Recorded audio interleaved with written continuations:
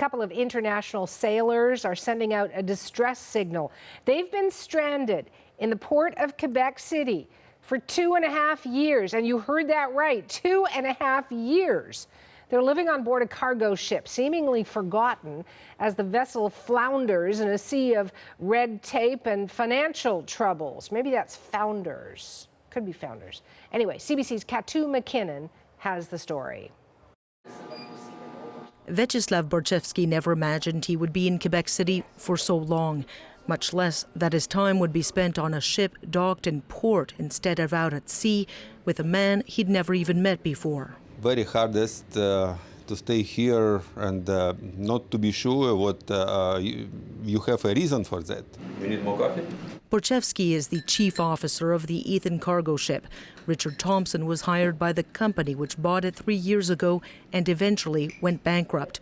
They came from their respective countries of Ukraine and the Bahamas in order to sail the ship south.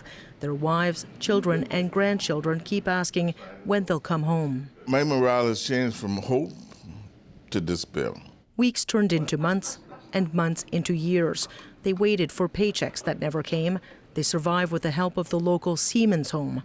The men kept hoping the ship owner's financial problems would be resolved.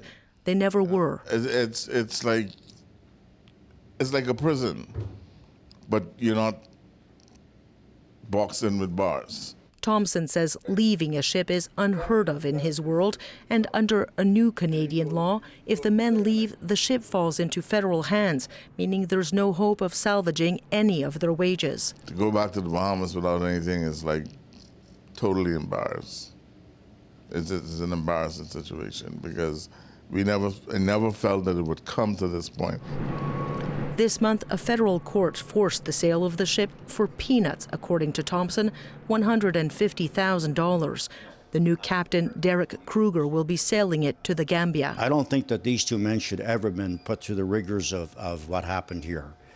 I think it's unjustifiable. Kruger is helping the men with a last-ditch attempt at recouping their losses. He signed a note of protest under international marine law for them to get something for the time they've spent aboard the empty ship. The court will rule this summer what, if anything, they'll get. Katu McKinnon, CBC News, Quebec City.